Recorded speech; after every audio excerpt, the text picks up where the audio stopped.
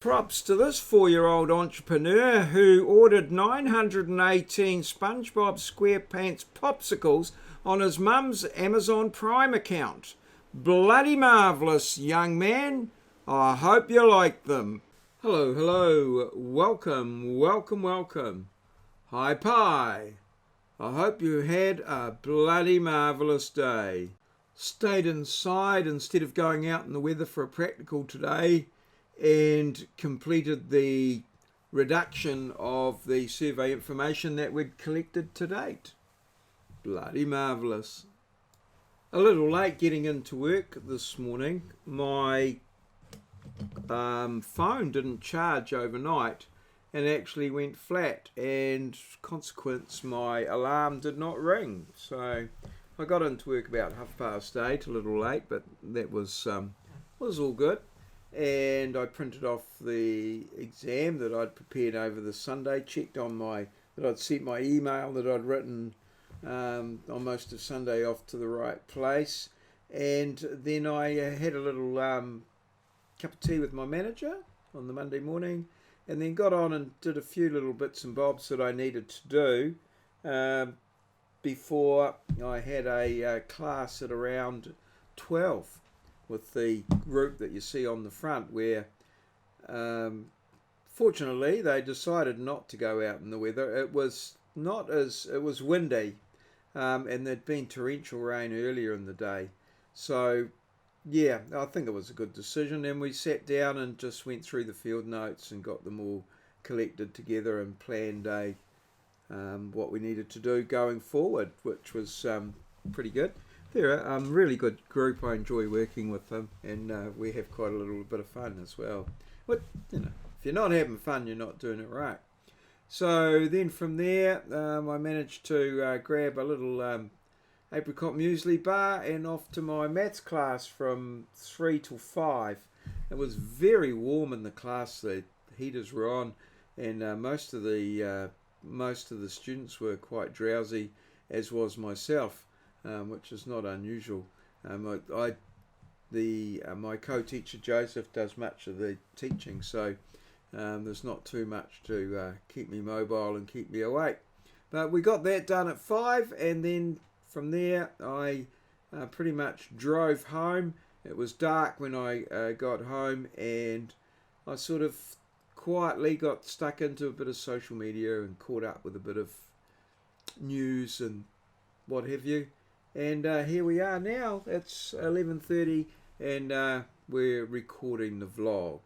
So this is my trip home as my background tonight, and well, I hope you enjoy it.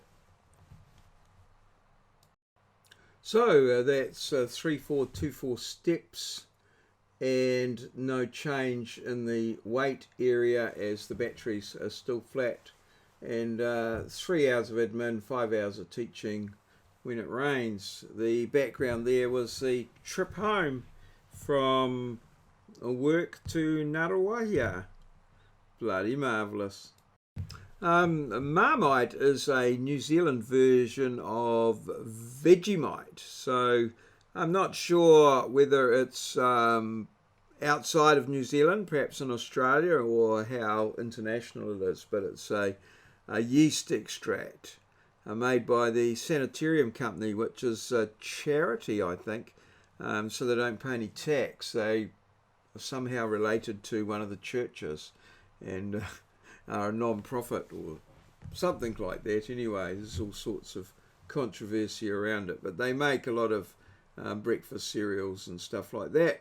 So if you know what the name Marmite comes from, which French word, put your answer in the comments below the video.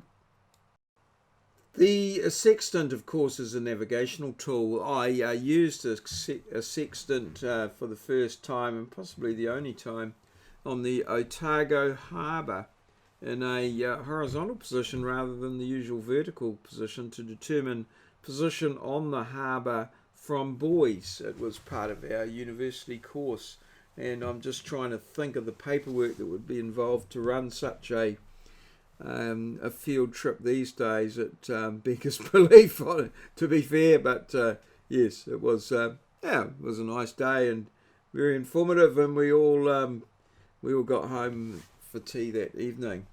Bloody marvellous.